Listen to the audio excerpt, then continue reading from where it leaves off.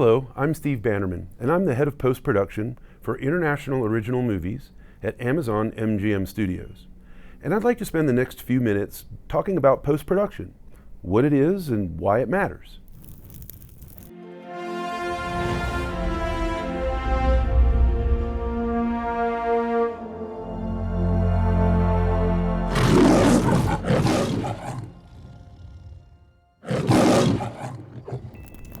You know, we all have friends and family that ask us what we do for a living. And those of us in post-production, well, sometimes we have a tough time explaining it to people. In fact, sometimes I'll just say, I do visual effects, because that's the only thing I know that they can relate to and understand. Then I realized that there's actually a better way to do this. So in this video, I'd like to explain how I tell my mom what I do for a living. Because if my mom can understand it, pretty much anyone can. Many people start by explaining post in its simplest form. It's all that stuff that happens after the camera stops rolling. Well, there's an element of truth to that, but those of us that work in post realize that that's a pretty gross oversimplification of what we do. And it doesn't really go very far toward helping my mom understand what I do. Immediately think of a diagram like this one and try to explain each part of it bit by bit. Believe me, if my mom ever saw an image like this, the conversation would pretty much be over right there. And then it occurred to me that explaining what post is could be answering the wrong question. Instead, I started thinking more about why post matters, or why should my mom care? I started focusing on storytelling. Most of us will agree that there are three phases of storytelling in a movie. The first is the script phase. This is where the initial ideas of a story are translated into lines of dialogue and actions that the crew and cast can work by. The second is the production phase, where the cameras are rolling and the actors are actually acting. And the third phase is the post-production phase, i.e. all that stuff that happens after the cameras stop rolling.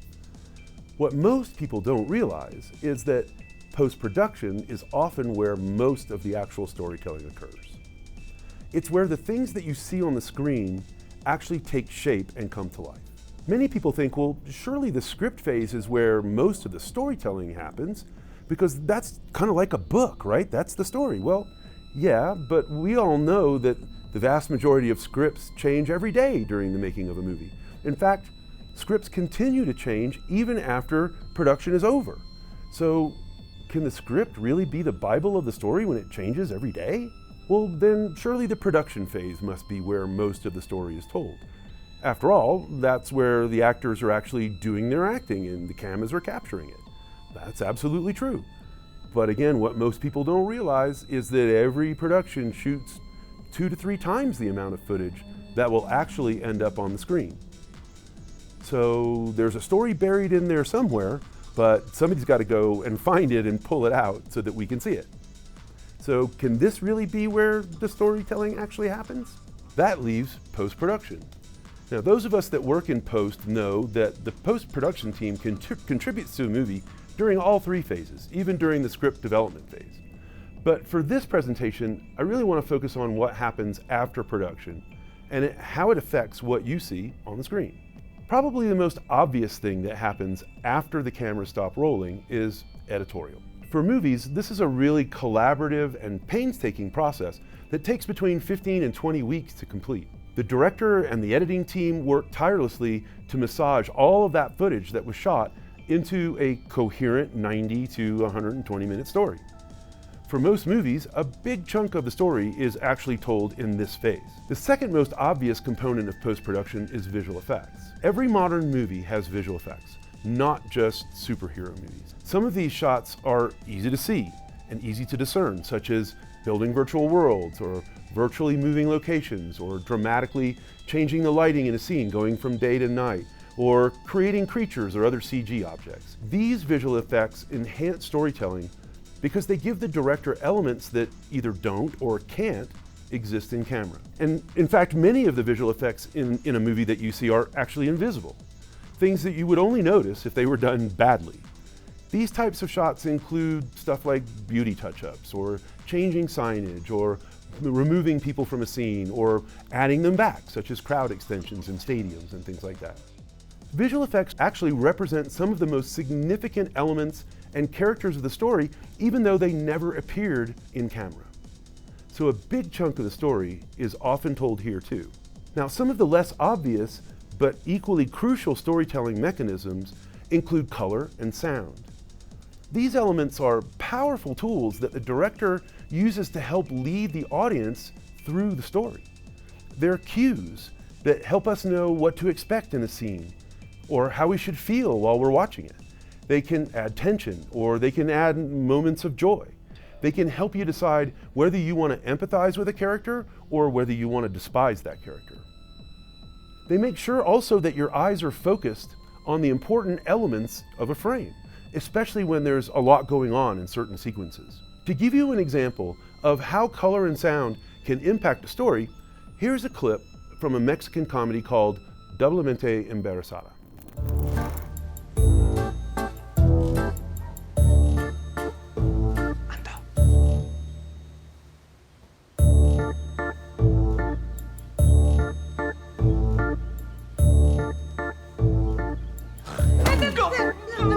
Joder, no mames.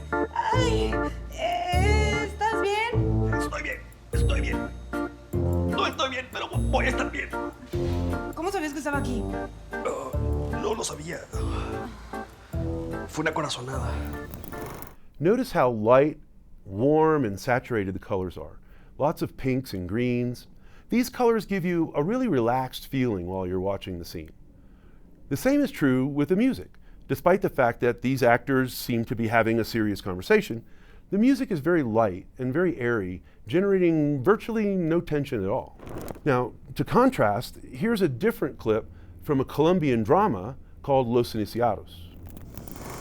I see the bad moon horizon. I see trouble on the way. I see earthquakes and lightning.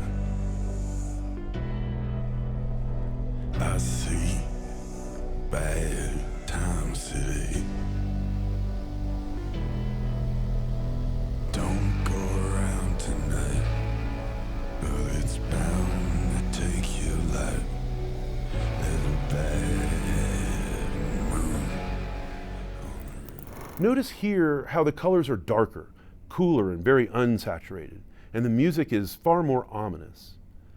The scene is designed to be highly dramatic with unexpected twists around any given corner. So now let's have some fun. Suppose we were to mash these clips up. What if we were to take exactly the same performance in camera and change nothing but the color and the music? Could we make them feel like completely different stories? Well, you get to decide for yourself. So here's a clip from our new movie, Doblemente Iniciados.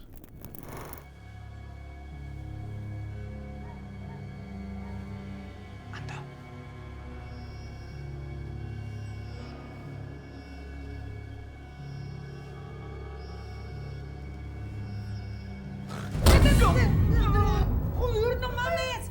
Ay, ¿estás bien? Estoy bien. No estoy bien, pero voy a estar bien. ¿Cómo sabías que estaba aquí? No lo sabía. Fue una corazonada.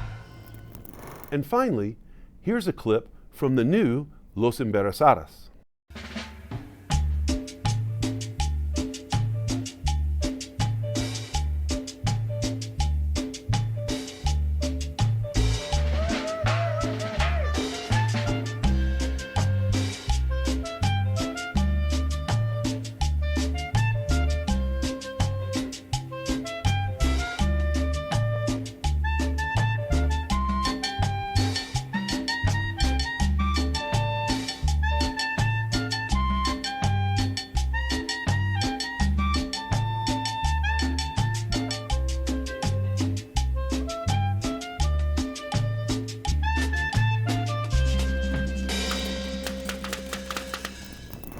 As you can see, just changing the music and the color and nothing else can create an entirely different story.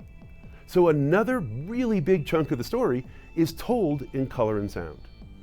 The bottom line is this: the combination of editing, visual effects, sound, and color are the phases of movie making where most of the actual storytelling occurs. So if your mom ever asks you what you do for a living, tell them that you work in post-production, the part of filmmaking where storytelling actually happens.